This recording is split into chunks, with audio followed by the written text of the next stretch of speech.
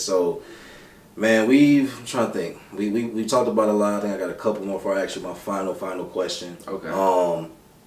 What would be your 3 keys? What are Deuce's 3 keys to being a successful barber? I would say don't turn down the challenge. That's a mistake I wish I didn't make when I started off. Don't turn down any challenges when it comes to like haircuts and whatnot. Remain consistent is number 2, and always be willing to learn something. Whether it's from like YouTube, which is how I learned, or like from somebody that you know that's cutting hair, just always be willing to learn something and whatnot. So yeah, and I'm gonna do one more. Okay, for sure. Be open to criticism.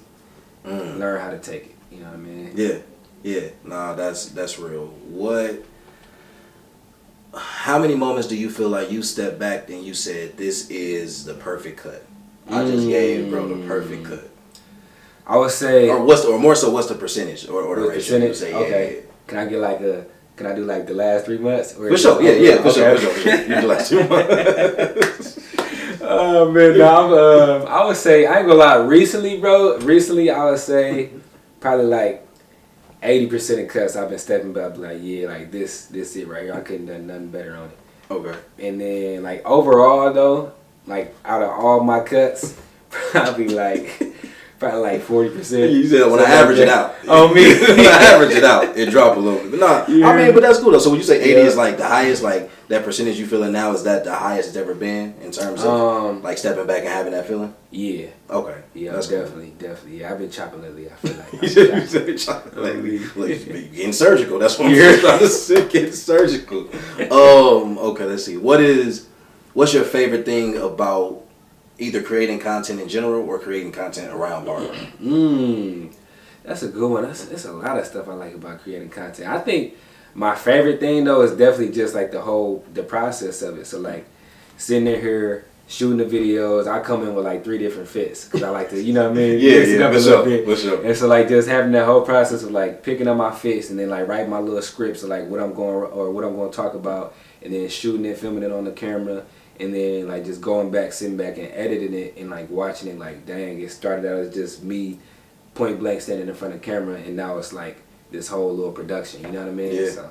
Yeah, nah, seeing something come together, and it's weird because do you get the feeling that like when you creating it, right, like in your mind you like, okay, I'm seeing the vision from start to end, so to me it even getting to the end point is like fire because like I actually had to get it here, you know what I'm saying? And it goes back to like when you post and seeing how people respond to it. Do you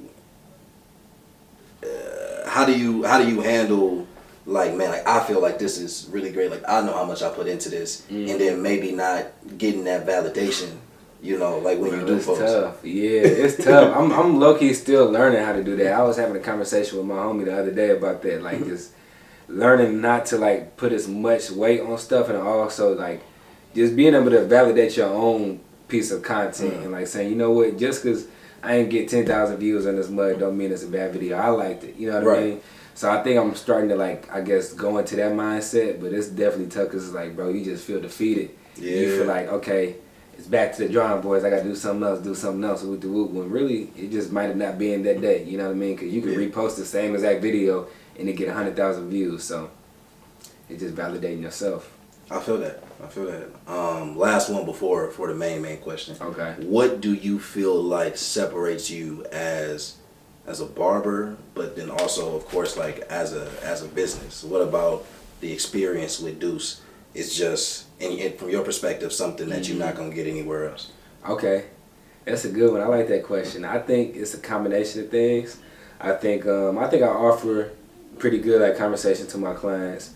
And then, like I said, I work in the shop with a girl who does hair and whatnot, so it's like kind of having, sometimes we mess around and have debates, like men be on one side, the girls be on the other side, you know what I mean? So I think like just that dynamic too. And then also, a thing I really take pride in is just trying to be as timely as possible and like just manage my time right to where 9 times out of 10, whenever you walking in for your cut, you ain't gonna have to wait to get in that chair. You either gonna sit right down or it's gonna take about 5 more minutes after I just finish up this little cut right quick, and then you hopping right in, and then you getting right out. Like you know exactly when you're gonna get in, you know exactly when you're gonna get out, and like not having to play that guessing game. I feel like that's what I have to offer. For sure, yeah. Nah, that's real. And that's also really huge as well. Like, of course, with a service, everybody loves convenience. So, or at least just knowing they gon' get what they asked for when they got it, basically.